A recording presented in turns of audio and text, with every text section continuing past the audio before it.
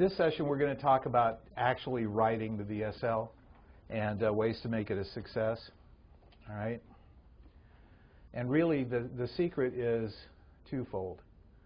The first part is that if you use the process that you learned in your 4 homework assignments, okay, you use that process on 2 or 3 jobs, it'll be amazing to you. Pretty soon you'll be able to look at a product and literally within seconds you'll be able to answer almost all of the questions that you had to answer in that preparatory work about the prospect, about the product, about the benefits, okay, about the themes that you could use to promote it. All of that stuff will become second nature to you. And literally right now, I mean, I don't have to do any of that process, but I wanted to walk you through it because once you get it, you will be able to look at a product and within seconds or at the most minutes be able to accurately answer most of those questions. Some of the answers are intuitive, some of them will be based on your experience of answering them before. But so use that process, not just for VSLs, but also for regular copy, and you'll find that having that information up front really speeds the process. Having it at your fingertips, you don't have to go looking for it. You don't have to get halfway through your project and say, what premium am I going to offer? Well, you lose a day trying to figure that one out, you know, during the writing process, which means you're going to lose a lot of momentum in writing. So the second thing is to have a great outline. And so we're going to talk a little bit about that now. The process really is create the outline, hang some meat on the outline, and then turn it into copy, right?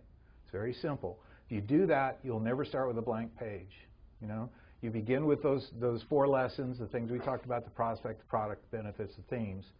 Okay, you start with that, then you lay out your outline. Here's the things I have to say based on my theme, based on my product, and all of those things. These are the points I have to cover. Then you can start hanging meat on it. I mean, when do you ever see a blank page at that point? You don't. Okay. So step 1, begin with the outline. Okay. Now, on a lot of the pieces that I saw, I had the same crit. Very simple formula, works every time. Tell them what you're going to tell them. Tell them, and then tell them what you told them. Okay? At the beginning of a VSL, it's very important to tell them what you're going to tell them, because your early copy is dedicated to selling them on watching the entire VSL right to the end. Okay, how do you do that? You do that by telling them the benefits of watching this. In this video, I'm going to give you, I'm going to show you, I'm going to demonstrate. You know, you will discover in this video. So tell them what you're going to tell them. During that process, I call that my 3 T's. You know, tell them what you're going to tell them, and tell them what you told them. During that process, it's a really good idea to have a key piece of information that you're going to hold until the end of the VSL. Okay? So in the financial field, for example, it might be all about China. You know, VSL might all be about China. But in the introductory copy, I make it very clear that at the end of this presentation, I'm going to name 3 investments that will at least double your money as this China situation continues. So now if they want that information, they have to stick. Okay? And also during the process, during the actual copywriting, you return to that statement several times. You continually remind them that they need to stay with you because, you know, after all, they've invested this much time and they're almost to the free information that you're going to give them at the end. Yes? Can it be something other than free information, Clayton, like, or maybe a bonus download or yes. something like that? Yes. Well, a bonus download would be information, but yeah, it could be. I've used discounts, you know, but I don't call them discounts. I call it, you know, your $1,000 reward for watching this video. You know, that's another thing that I've seen in some of the copy I've reviewed. You don't want them to see you coming. You're driving them to this video because of their own self-interest. So, you know, because they're going to get something of value by watching it. They're not coming to buy a product. And so if you reveal that you're pitching something or selling something at the beginning of the video, you're going to lose a lot of people. It needs to be all about the prospect, all about giving him this valuable information, all about your passion for him, your compassion for him, your desire for him that's higher than his own desire for himself. And be that person as you're leading him into this VSL and as you're leading him through it. Okay? It's only at the end, after you fully dimensionalize the problem or the opportunity, that you present the solution in the form of your premium or your product. Okay? So we call that premature cellulation when people mention the product up front. Okay? Premature cellulation. So you tell them what you're going to tell them, introduce and credentialize your spokesperson. We all worked on that, right? Present, dimensionalize a problem or the opportunity. Now, as a general rule, the problem will get more viewership than an opportunity. I've found that combining the two works very well. But the old maxim is true. People will spend more money and give more time to avoid a crisis or to solve a current problem than they will to reach for a future achievement or to fulfill a desire. But when you can combine the two, okay, the problem is hair loss, okay, that's a current problem, okay, then if, and the people will respond to that. If you go to them and say, don't lose any more hair, nobody cares, right? So if you can combine, the negative will always win, almost always, in almost every case. However, if you want to take a positive tack, just make sure there's an or else part of it, okay? In other words, you can make all this money with these investments, but if you don't, these other things will happen. This particular, it works really well with the inflation argument. You know, you can either sit there and take it, you know, while the government destroys the value of your money, or you can use this trend to grow rich. So there you have the kind of the dual benefit. Present and sell your solution, and that's what we're all about. We're not great writers. We're great salespeople. And what we do is not art. It's science. It's based on testing, and it's based on what works. Okay? Make your offer, ask for the sale, restate your main theme, solution, and offer, ask for the sale again, and close. And when you're asking for the sale, tell them exactly what to do. Don't assume that they know, just because there's a button there that says order now, that they need to click it. You know? Tell them what you need them to do. Click the button or call toll-free such and such, and place your order. Okay? Then tell them what's going to happen when they click that button, or when they call the number. So it's not this unknown void that somehow we're going to, you know, do something illegal, immoral, or fattening to them. We're just not going to do that. You're going to go to a page where you get to make your final decision. You know, I like to say you don't even have to make your final decision now. Just click the Order Now button, and you'll go to a page where you can select your options or you can finalize your purchase. So, okay, so that's the basic outline, okay? Now you can start hanging meat on that, okay? Now this is before you begin writing. This is part of the research process. For each item in your outline, ask yourself, what breadcrumbs do I need to drop, you know, or to get people to come to this conclusion, and or to add dimension to this item. So, in other words, what kind of research, what kind of third-party sources, what charts, what graphs, what quotes, okay, what studies were done if it's a health product. And I was talking about that with somebody today, and National Institutes of Health site, for example. If you want to research anything at all, you can go there, and there's a list of all the JAMA and New England Journal of Medicine articles and all that kind of stuff. So nothing you ever say, no claim you ever make, needs to go unsubstantiated. I don't care how credible your spokesperson is. That's certainly helpful. But you don't just simply make flat statements and walk away from them and assume everyone's going to believe you. What's that site again? Our National Institutes of Health. It's a government agency, and they have this massive database of health reports, studies, and so forth.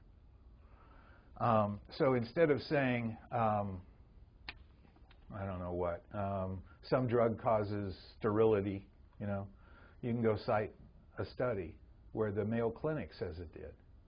I used to love finding studies where Harvard said that a particular nutrient could do certain things, shrink a prostate, or whatever the topic was. Once you say that, you've validated your spokesperson's credibility because he knows the studies, but plus you have the credibility that the Mayo Clinic or Harvard or whatever. Yes? Another way to do it could be taking actual stories, yes. testimonials, and telling the story. Yes, testimonials and case histories are great. And they're particularly wonderful in VSLs because you can have somebody read it other than the spokesperson. So it sounds like the actual person who had the experience is giving you that reading. And it's legal. I mean, we've run this through the lawyers. They're just fine with it. There are some lawyers that'll want some little disclaimer someplace, and we'll talk about that. But we usually have a terms and condition window below our video, I mean way below it, and with a scroll bar. And so you can put anything that you want to clarify any legal point in there. And lawyers seem to be fine with that, so that's cool. Next, what proof elements do I need to make this point irrefutable? Now, the key to any good direct response copy is to make point number one, and it's absolute to a point where the prospect cannot not believe it. Okay? Drive it absolutely home. Make it part of his belief system. Now, you can do too much of that, obviously, but almost nobody ever does. It's like there are more people that will just drop a fact and then go on to the next fact, and they have lost the reader or the viewer at that point. He doesn't believe you anymore. So you cite the study, you show the fact, you show the chart, tables, quotes, whatever, and third-party information, of course, is always the best to drive that point home. I make a list of what is like my dream substantiation for every major point in my VSL, okay? And then I go find it. And I'm a little spoiled. I've got a whole research department that exists only to find this stuff for me. So I just have to do a research report. I need a chart that shows this. I need a graph that shows this. I need a table that shows that. And they'll go get it for me. But, it wasn't always that way. And in the old days, I had to go find it myself. But that's part of the fun. Now you've got a completed outline, and you've got a bunch of meat on the bone. You've got all this research and substantiation. And during that process of adding the research and substantiation, you will you'll have ideas. Stuff will come to you. And you'll find stuff. You'll find facts that you didn't expect to find. It may add whole new dimensions to your copy, to your script. And you just plug it all into the right buckets here. Yes. Question: where in Gary Bencivenga, is that how you say it? Yeah, Bencivenga. One of the things that he talks about that we all miss as a copywriter is probing for the question of ideally what the buyer is wanting. Yes. In a face-to-face sale, if you're going to sell a car, I can ask you those questions and kind of lead you down the right path. Right. So with this format, when would we use that? That's part of that first process I was talking about that we've covered in our first 4 homework assignments. And that's where we identify who the prospect is, what are his fears, what are his frustrations, what are his desires. And in that assignment, I think in the video that goes with it, I talk about several different ways that you can do that. Plus there's an article on how to crawl inside your prospect's skin that I wrote years ago that is still very, very pertinent. But there are different processes. I think it was Paris that whenever he had to write a health package for old people, he would go to an old folks home and sit down with those people. They loved having the company. He spent an afternoon just start talking to them about stuff that related to the package he was writing. Talking to Dan Rosenthal would talk to total strangers on the street. He'd walk up to them and he'd say, "Look, I have this page. Would you read it and tell me what you think?"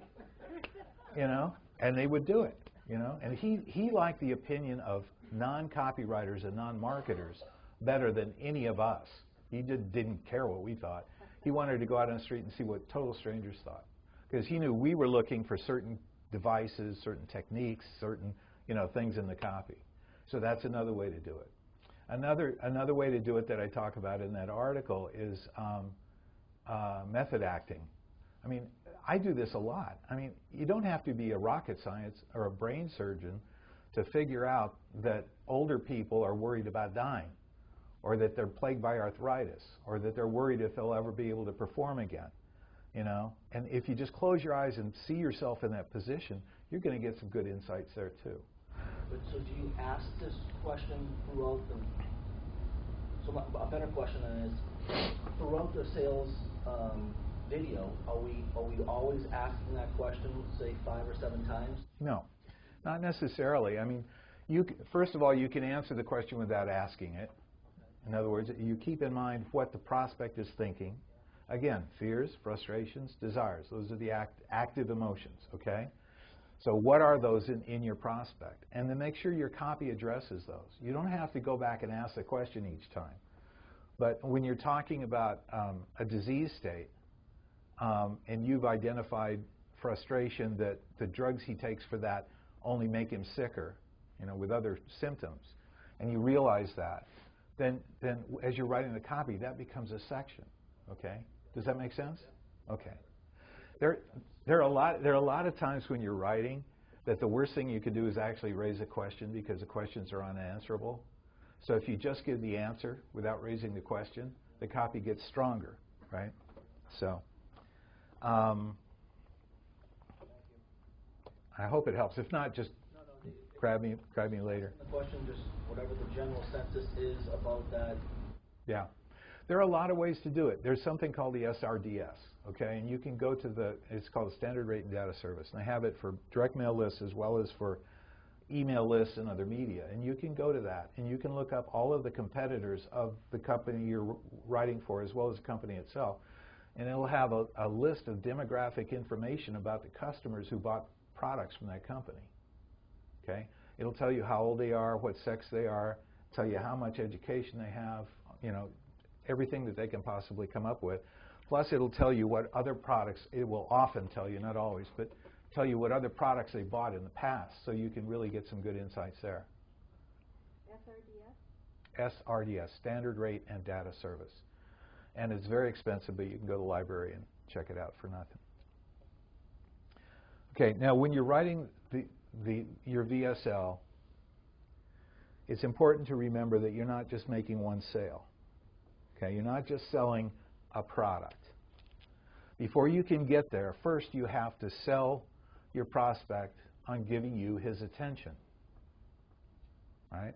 So the first of all, your traffic driver will do that, but also the first part of your script, as we just talked about, you know, by saying, in this video you will discover. You're bribing him to watch your video by promising to give him something of value. Whether it's informational, whether it's his $1,000 reward for watching, you know, whatever it is, okay? So you have to sell him on giving you his attention. And you can do that in those ways, or you can do it simply by getting in the boat with him and empathizing with whatever problem it is that he's worried about, okay? Or presenting the benefit that you're going to deliver, like we saw in the Mark Skousen piece, okay? The bullet train one. The viewership sale, the attention sale, just say, hey, look at me. Okay, that's like your headline. Okay, let's think about this as if it were a direct mail piece, right? Why do we have headlines? Headlines grab people's attention. That's how the big type, the colored type, it gets people's attention, right? The headline could say free sex, you know? And it says, now that I have your attention, and you could go into something else. I mean, that will work, but the function of the headline is to get attention, period, right? The next cell is to read the deck. Okay, why would I read the large copy that goes directly under the headline? Well, there's got to be something in there that draws me in. And the copy gets progressively smaller, you know, and before I know it, I'm in the body copy of the piece. Okay, that's the rationale for direct mail, for print ads, okay? You do the same thing with your video sales letter. You know, you have your big hook, your title, right? Then you have your deck copy that explains and expands the title a little bit. Then you have your opening copy that tells them what they're about to get in this video sales letter. So that's, I'm selling you on giving me your viewership. Then there's a credibility sale. This is another way to say what I said in the video from the boot camp. The credibility sale is where you tell me why I should believe anything you have to say. I may not know it for sure, but I'm pretty sure you're going to go ahead and try to sell me something. So why should I give you your attention? Why should I believe anything you say? You obviously have a dog in this fight. You want me to buy something. So right away, anything you say is suspect. So how do I know that you're being honest with me? How do I know you're credentialized? How do I know that you know what you're talking about? And that's where you present your spokesperson. Hi, my name is Fred, and I'm a doctor at the Mayo Clinic, and I invented the Heimlich maneuver or whatever. Okay. Then you have the problem or opportunity sale. Now, this item D, as I said earlier, it could be either or both. Okay. It could be this horrible thing that's going to happen to you if you don't take certain actions now. It can be this wonderful thing that will happen to you if you do take the prescribed action now, or some combination of the two. Then there's the solution sale. You convince this guy that there is a problem or a huge opportunity. So now what do you do? Well, you have to be the guy that's going to give him the solution. And typically, that solution, if you're selling a periodical, usually that solution will be the premium or the main free gift he gets. So you don't even still have to mention a product. Okay? I want to give you this free because I don't want you to have to go through this. Because I don't want you to be ripped off by doctors. Or I don't want you to miss this great opportunity in the stock market. So I would just want you to have it free, no cost. So then you sell that premium as if it was your product. Tell him all the reasons why you might as well just, dry up and disappear if he doesn't get this premium. Right? Then at that point, after you sold that lead premium, the transition is very simple. You say, here's how you can get this free. Here's how you can get it. It will cost you nothing. Right? And that's where you finally introduce your real product. I want you to have it when you accept a risk-free trial of my product. And get risk-free in there up front as soon as you mention the product. Now you have to sell the value of the product. You have to demonstrate why this product is worth hundreds or thousands of dollars. And as he's getting this copy, he's got this tension rising in him. I really want this, but God, it's got to be really expensive because look at all the stuff it does. Okay? That's the feeling you want him to have as you're going through that value sale. Okay? Then you relieve that tension by giving him the price. And typically you'll start with the nominal price. We did this in the homework assignments. You start with the nominal price, then you tell him the discount, and you give him a rationale for a discount. Then you tell him how many dollars he saves and how many % off it is. It's a very simple progression. Yes? Clayton, are there any times when you don't sell the premium, but you do sell the product? Yes. However, in the periodical sales, it's very difficult. And the reason for that is I can't tell you what's going to be in the newsletter next month. Right? So how am I going to sell something as amorphous as that? Right? But with a premium, I can tell you exactly what's in that premium. And I can sell the fire out of it. Does that make sense? Yeah. If you were doing something more like selling a service, which has a real good premium too with it, like a how-to manual, but the actual product is the service. Well, I really, in a very real way, periodicals are services. Or let me say it this way. We have front-end, back-end services or products in the financial industry, right? Front-end product typically is a $49 newsletter. Once you bought that newsletter, you'll be offered the opportunity to buy a trading service that will cost you $1,500 a year. Okay? Sometimes we just go and sell the service. We try to make sure the service is juicy enough on its own that we can just sell it without any additional premiums. The manual that goes with it, I've offered that as a premium sometimes. But there's a bit of a credibility gap there. The manual isn't going to be much good for you if you don't get the service. So it doesn't really have any intrinsic value of its own. Does that make sense? So basically at this point, it's all about building value in. And a couple of the scripts I saw today, that was one of my crits. There was a book that was selling for $19, and I said, you're leaving some money on the table there. $49 for cold list, $49 should work really well. I think we need to add stuff to this offer to make it, maybe do the book on CD, maybe, I don't know, turn it into a course. But we need to add some value here so that we can get our price up. And part of that was adding premiums to it.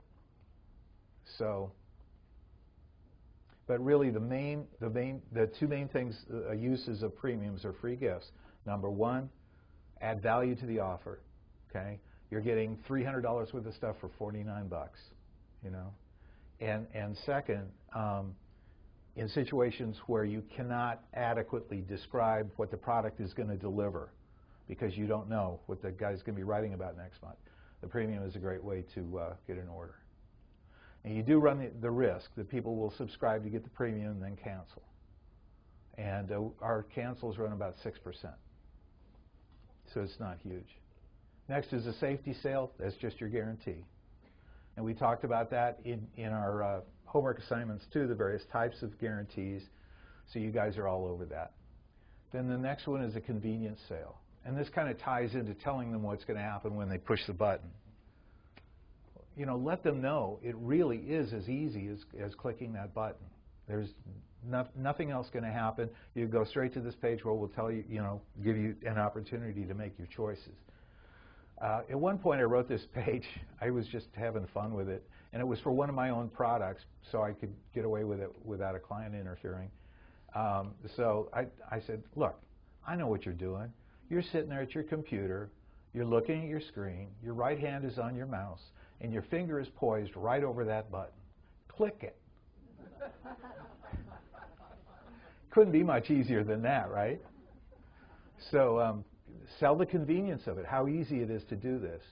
And then the do it now sale. That's the urgency motivator that we were talking about in the homework assignments. We can't really ever forget that.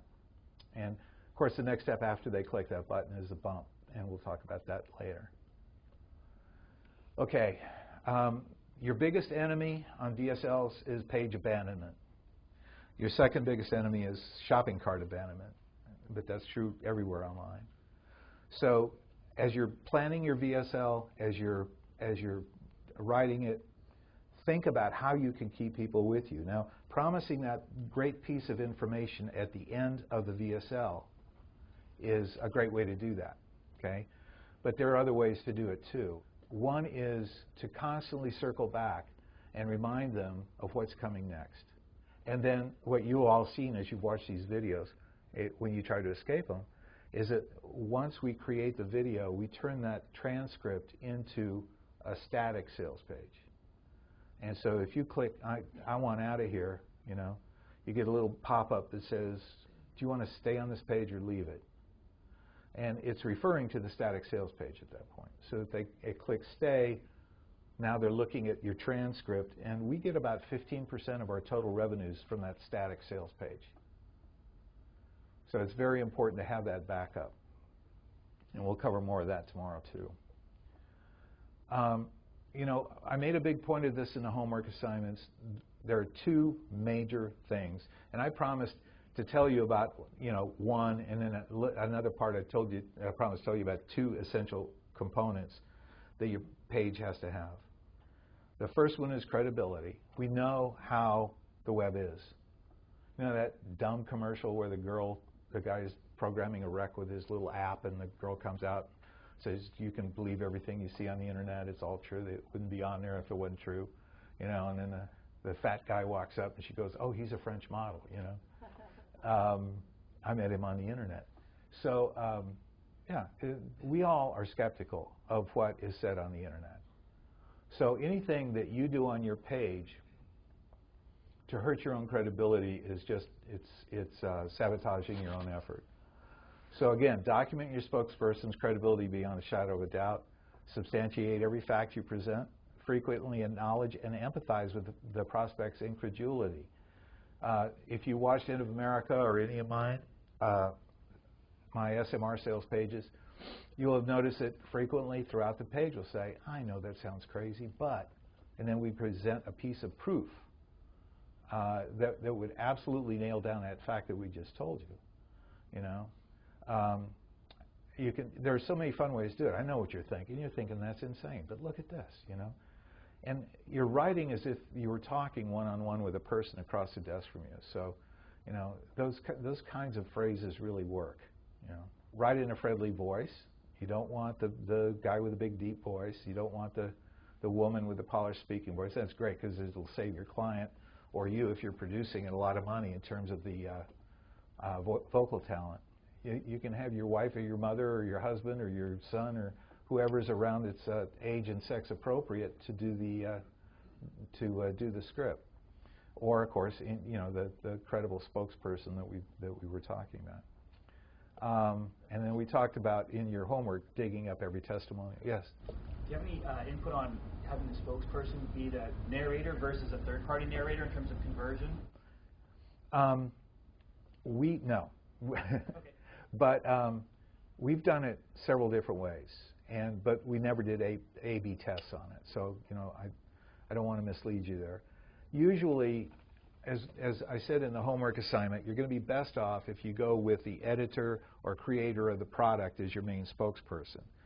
Now, that doesn't mean that you can't have somebody else do the introduction or have that spokesperson pass the ball to somebody and say, you know, to another expert, you know, somebody else that people will respect. So you can do that too. But, okay, in the old days, in the health market, I'll never forget this. Wendy and I launched the first alternative health newsletter, Health and Healing. It was back in like 1990 or something, maybe 89. And we had, I mean, as a copywriter, I hope this happens to every one of you, okay? You write some copy, you send it off. It takes them 2 months to finally print the damn thing and mail it, right? Then you get a phone call, and the phone call says, we've got so many orders, we've added 2 new shifts in our money counting room, okay? And so, you know, what are we going to do? You know, we've just upped our mailing quantities. The biggest quantity Phillips had ever mailed at that point for a financial letter was maybe 500,000 pieces at a time. They're mailing 3, 4, 5 million pieces a month of my package. Wendy was a marketing director. Okay, it's the best thing that can happen to you as a copywriter, especially if you work on royalty. So where was I going with that? Oh, in the health industry, the very next project they gave me to write. Now, we've found this new market. Nobody else knows we found this market. We have the market cornered. We're going to make millions, right?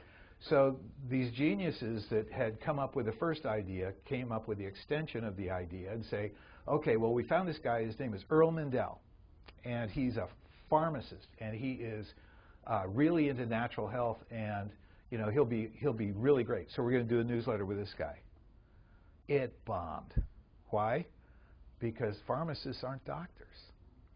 In the prospect's mind, it was all about the credibility of that MD, you know.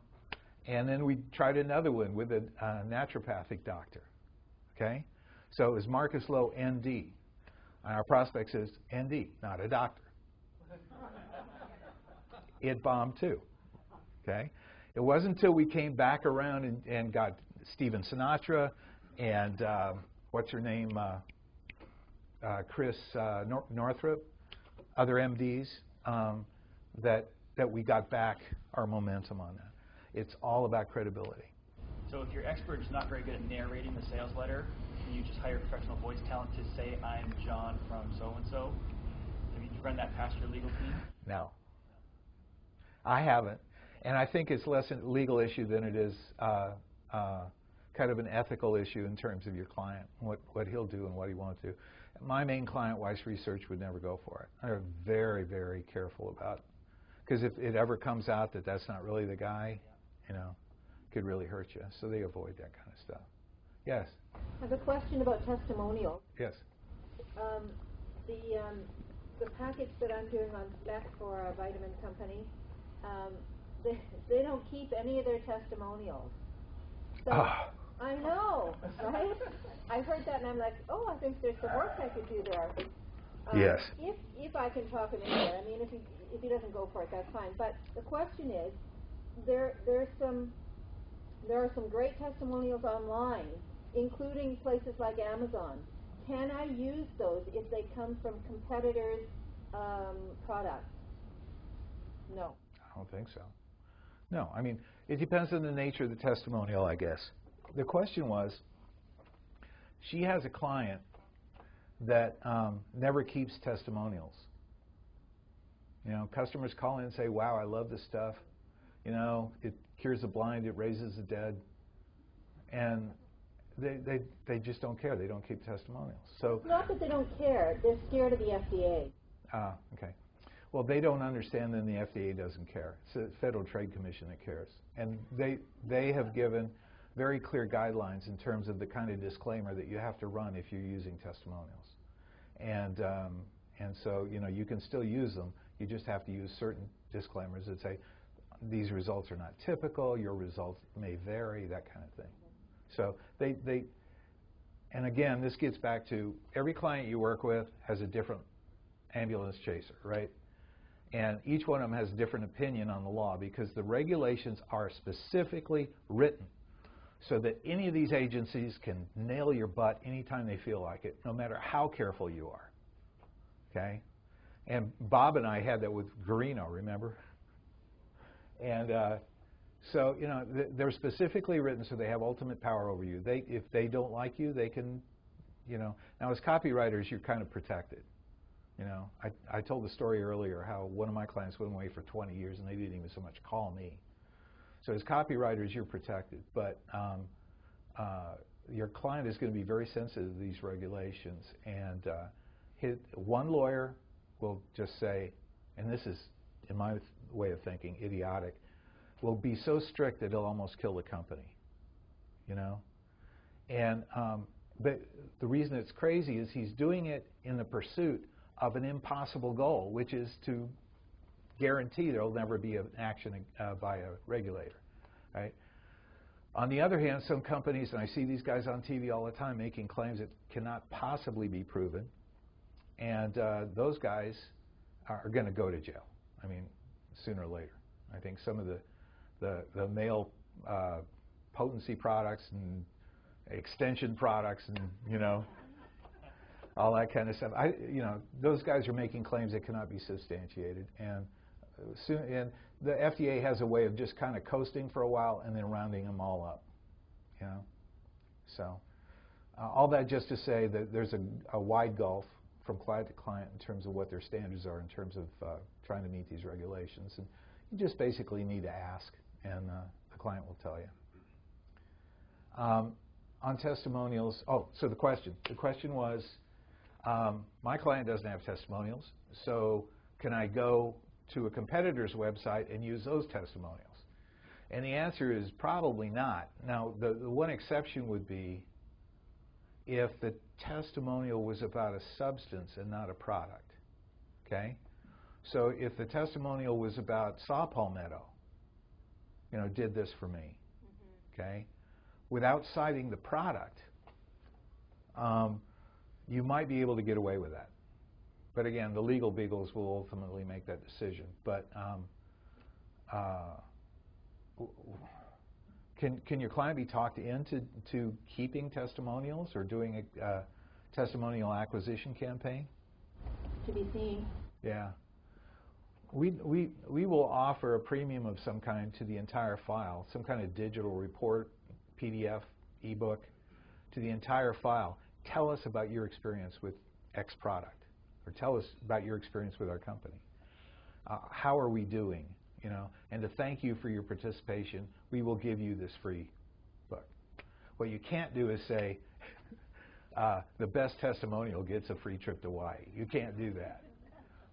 But you can say, we just want to thank you for taking the time to answer this question by giving you this free ebook.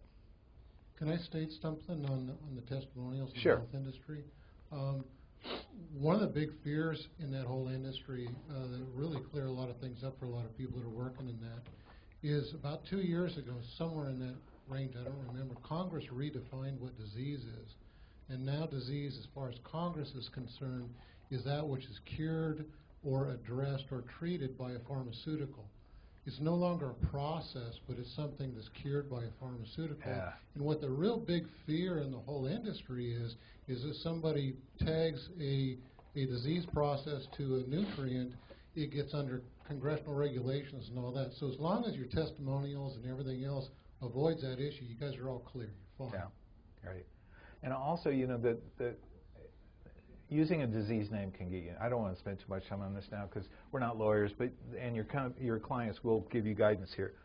But a lot of times a disease name turns out to be the problem. So you can say it supports a healthy liver, supports healthy eyesight, supports healthy this, healthy that, right? And then the disclaimer that the lawyers will put on it will be something like, this product's not meant to treat, diagnose, or prevent any disease.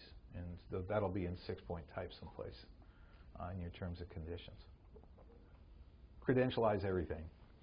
Okay, don't assume they're going to believe anything that you have to say.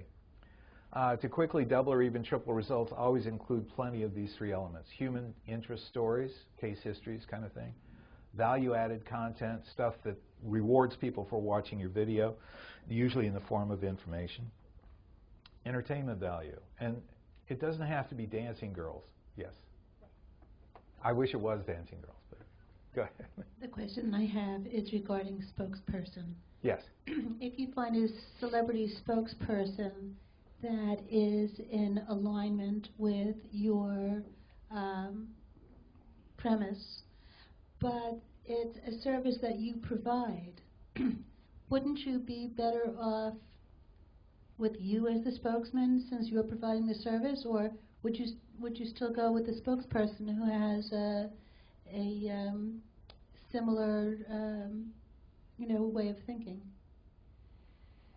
You know, there's no way to answer that question, I don't think, because it is on a case-by-case basis.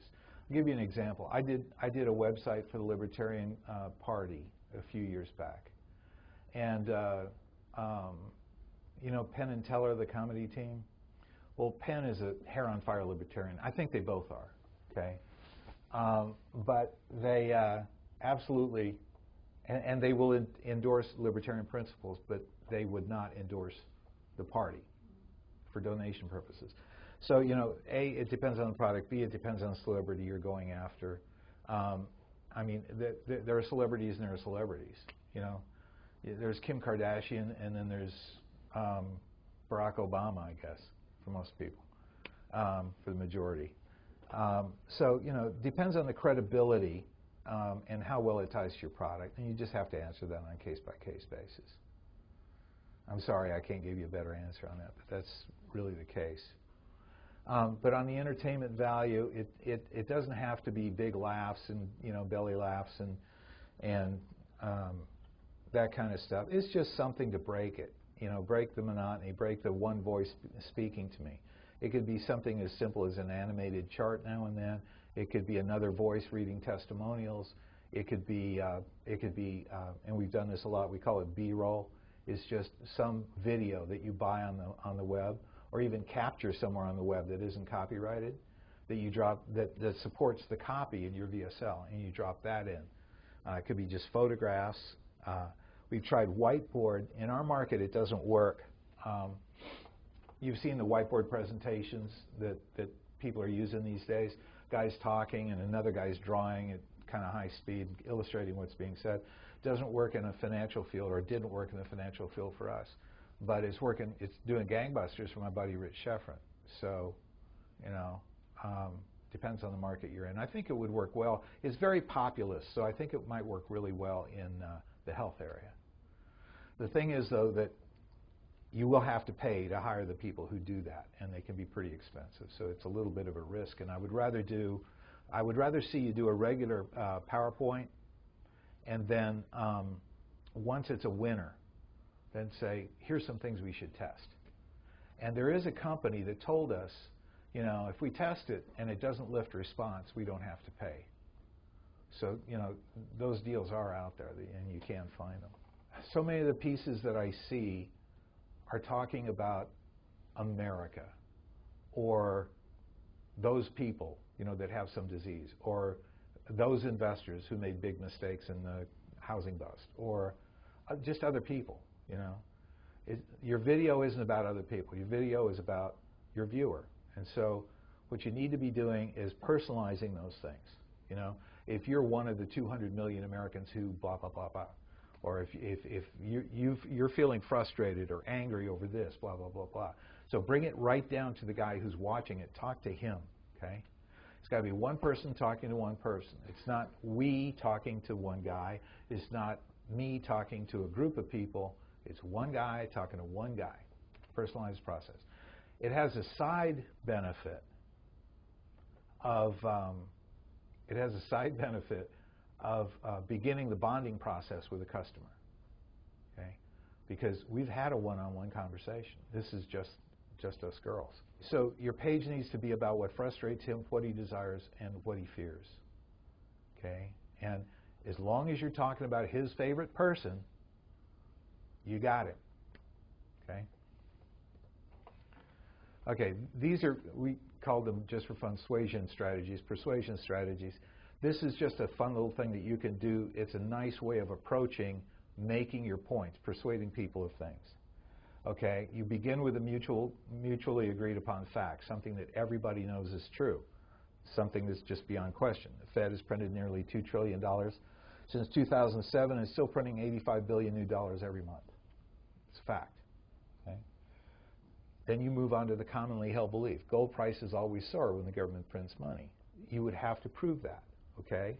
Now, it's already commonly held, as a belief, but you need to prove it. You need to show back in history. Look, in 1974, the government started printing money like crazy. Look what happened by 1980. We had 18%, 18% inflation momentarily and 21% interest rates. Now, this is what happens when the government prints money. So, inescapable conclusion then, gold prices will continue to skyrocket as far as the eye can see. Right? All right, here's another way to do it. You start with a provable fact instead of something that's, everyone knows. And you prove it. When gold prices rise, gold stocks skyrocket in value. And you can show historically how that has happened. Here's a period of rising gold prices. Here's what happened to Newmont Mining. Here's what happened to, Glamis. Here's what happened to all of these other gold companies. Provable fact number 2, gold stocks that meet my criteria rise faster than ordinary stocks. Again, you can prove that with data from the guy's track record. Inescapable conclusion, my gold stocks could make you X% richer in 2013. So this is another way of creating your persuasion. Okay, avoiding deadliest sin, boredom. Your prospect can shut you down with a single twitch of his trigger finger. He doesn't have to be bored for more than a few seconds. So this gets back to a big part of doing your script is reading it aloud. Maybe record, you can get Audacity. It's a free little program that lets you record from your computer.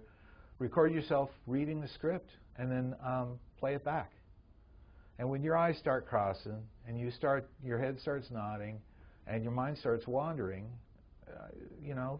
make the note. That's the point in the script. You need to tighten up or you need to do something. And then do the same thing, for other people. Have them listen to you reading it or have them read it themselves. Again, keep it lively, entertaining, focused on him. Be careful, and I do this all the time. This is one of my biggest failings. I fall in love with my subjects.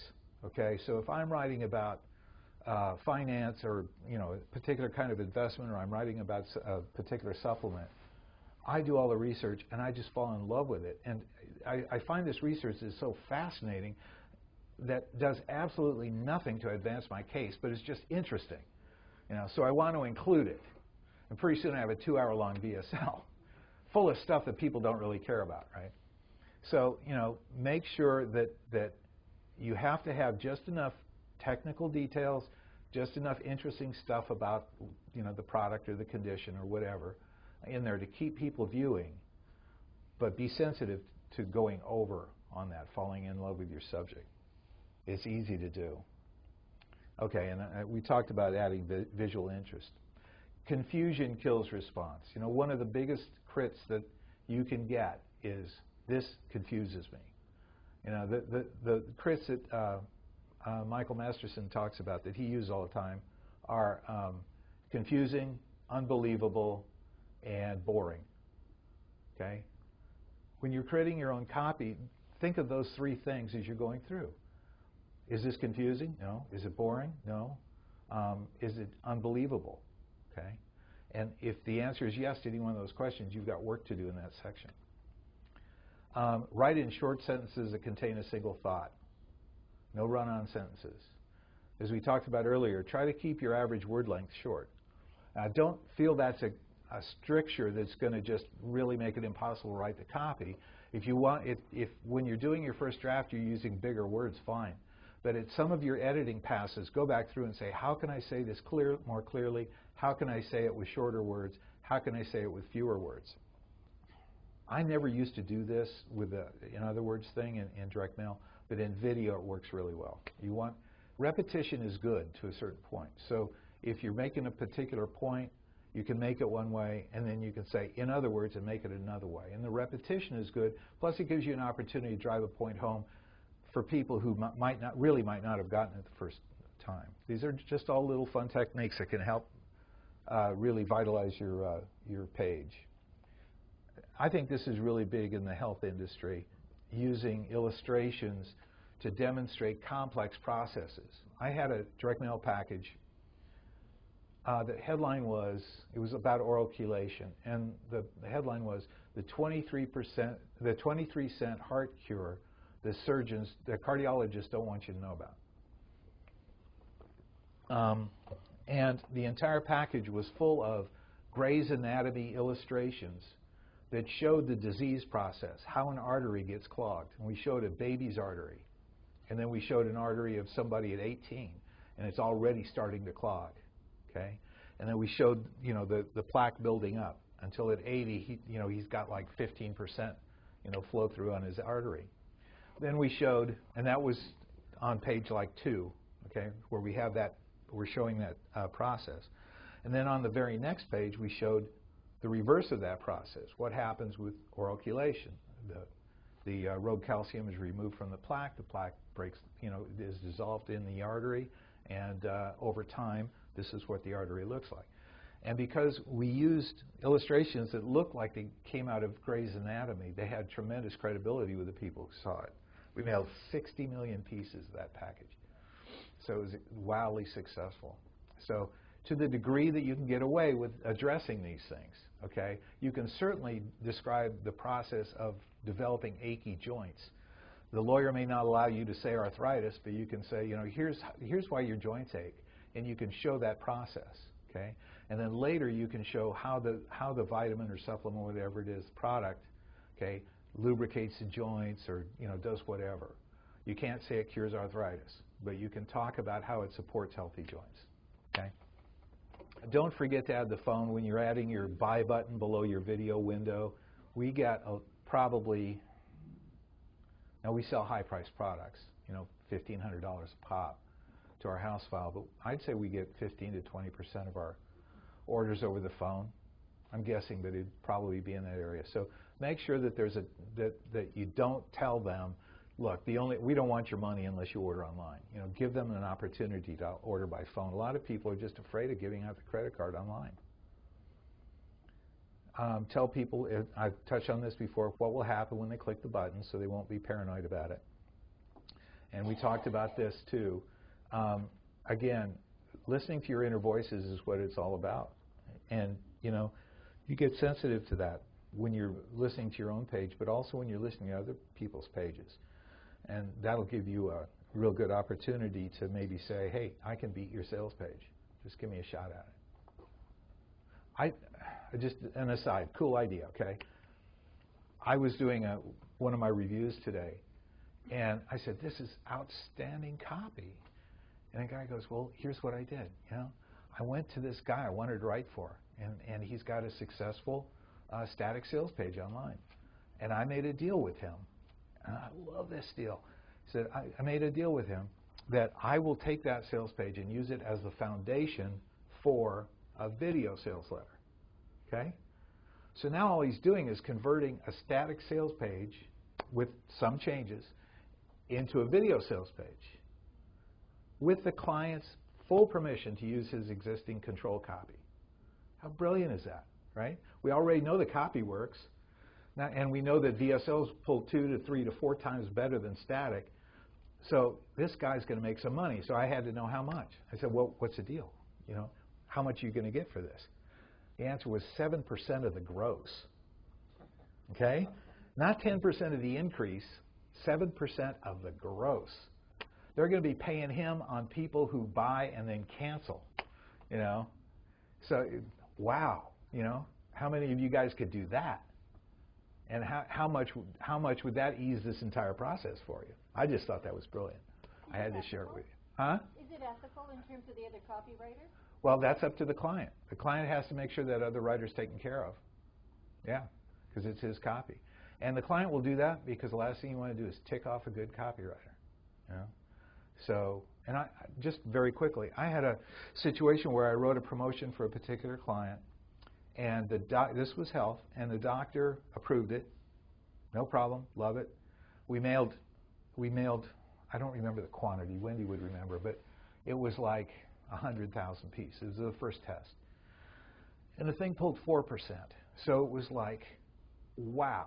You know, it was the kind of thing where you need 3 shifts just to count the money, okay?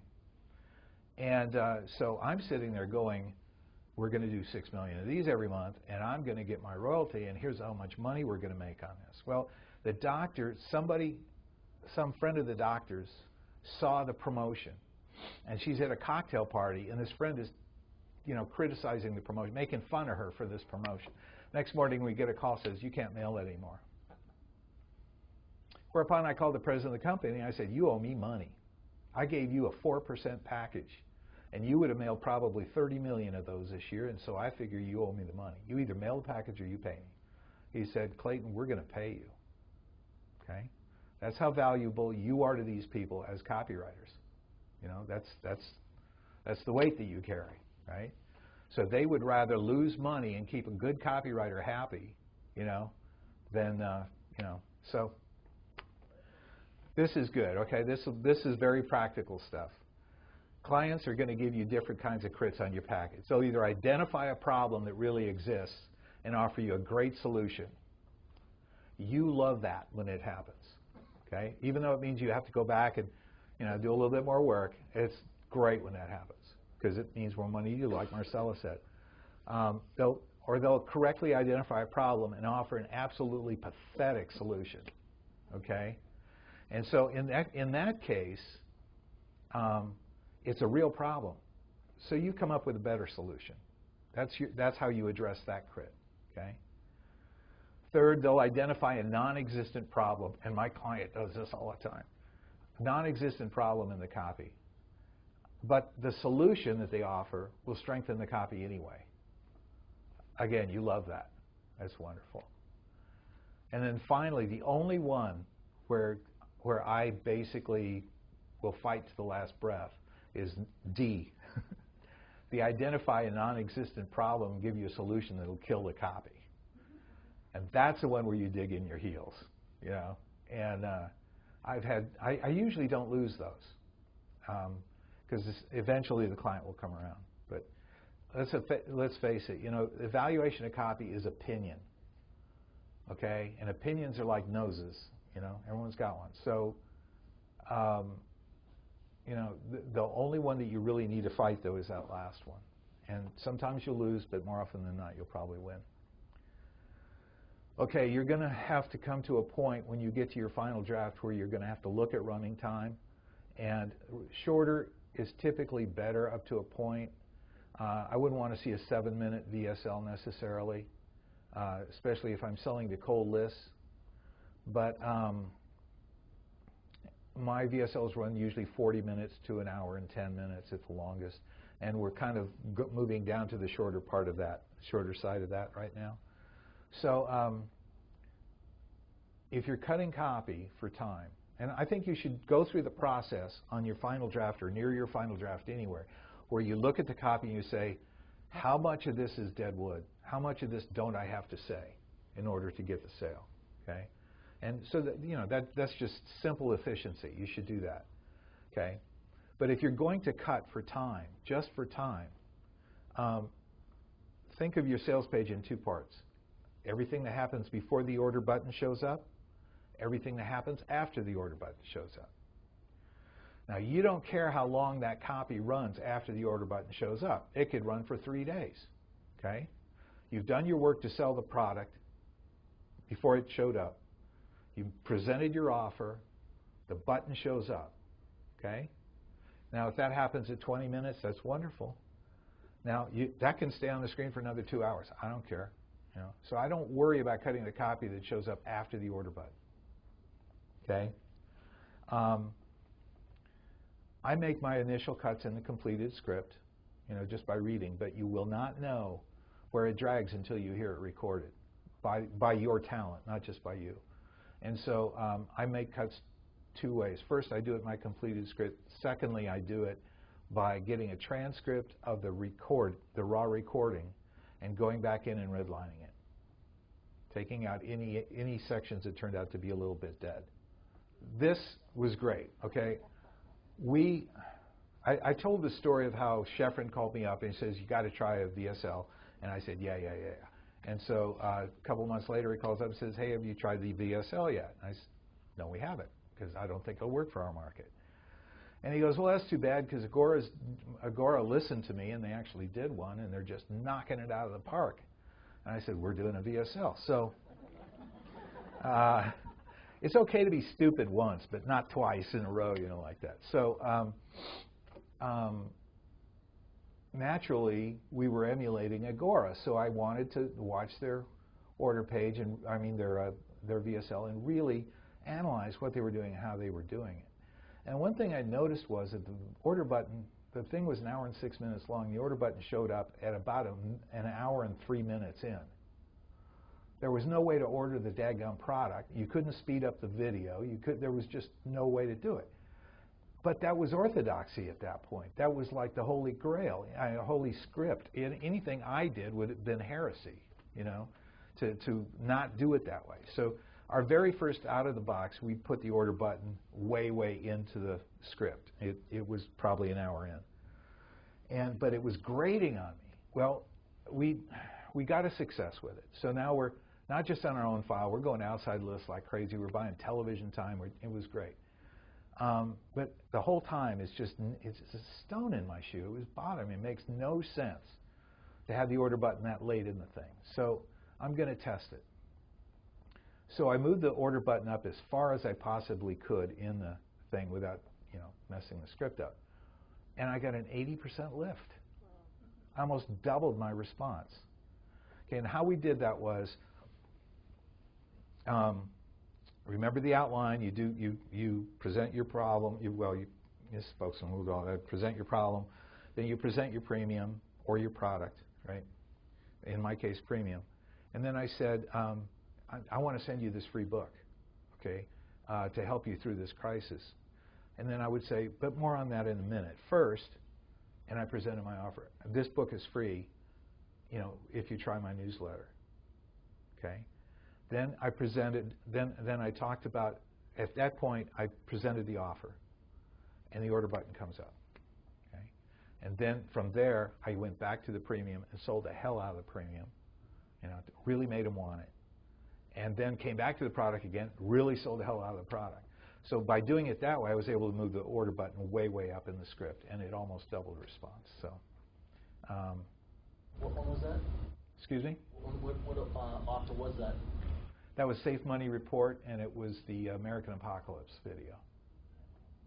And I don't know which link you have, whether it's to the early order button or the late one, but it's both of them are still online. Hang on, huh?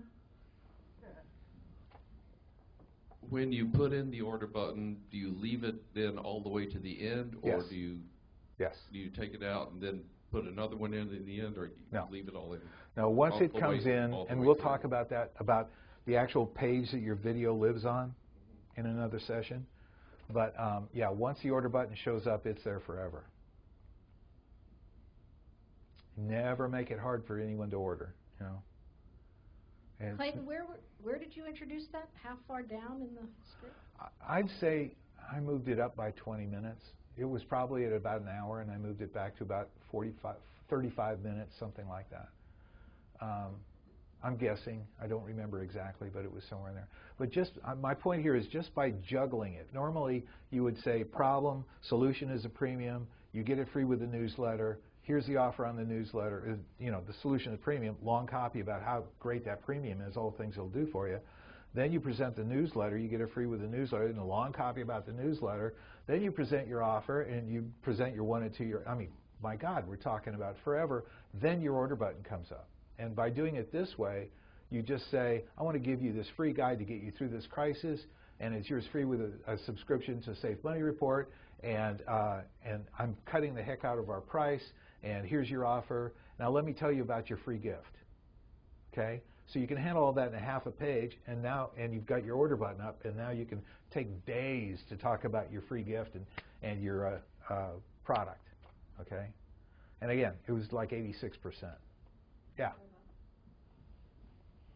What about soft offer versus hard offer and the problem of cancellations? Do you have any meaning, a provisional test of the newsletter?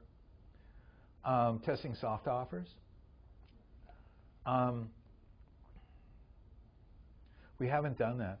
It's a good idea. One thing that we are doing is we're serializing, and we'll get into this in an upcoming session. And this came from the Motley Fool, the Gardner brothers. They have this irrational fear of long copy. And so the people that work for them just roll their eyes. And you know, we have these publisher meetings where I meet with Motley Fool and Jim Cramer's company and all these people, you know, this year it was in Austin. And they just roll their eyes and say, oh, Gardner brothers, you know, we can't do long copy. So they've taken to serializing their video sales page. And so instead of one video sales page, you're signing up for a 3-part course, maybe in options trading, right? And so each one is short, maybe 15, 20 minutes. It's a mini product launch, in effect? Yeah. Well, kind of.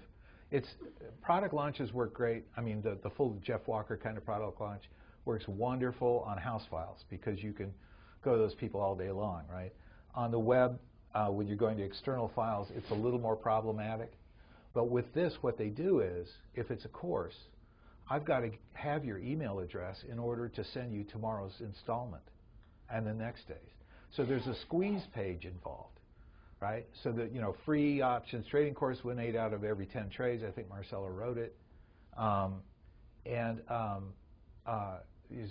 Sounds good to me. Free trading course, great. I love options. Click the button, you go to this little squeeze page. Says, you know, we need to send you the link to the video, and also you'll get continuing updates in their newsletter. So you're opting into their e-zine.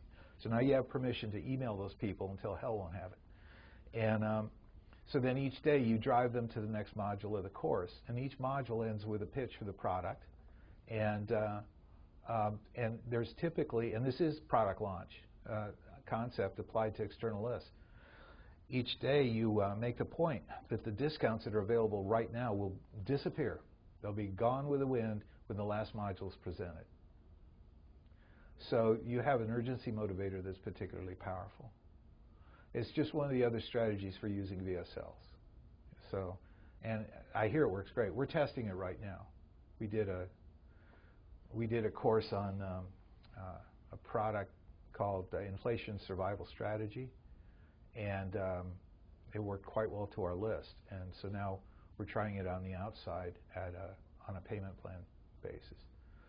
So we'll see. My timing sucks sometimes. I just wanted to follow up with one. I've had some clients where I've tried to talk them into just so that you're not even installing, you're just giving them a free 3-month trial subscription, and but it does automatically convert to a hard subscription right after 3 months. And a lot of people complain about, well, but we get a high cancellation rate with that. So I would really rather have a hard offer up front than having this, nothing but giving kind of approach. Try this, okay? This is brilliant. I'm also testing it right now. I wish it was my idea, but it wasn't, so I can say it's brilliant.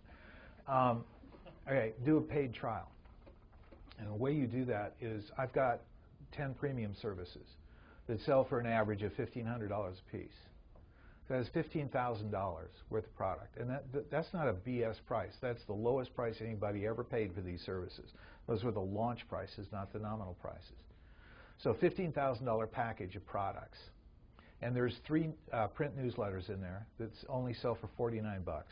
And then there's all of these more expensive products.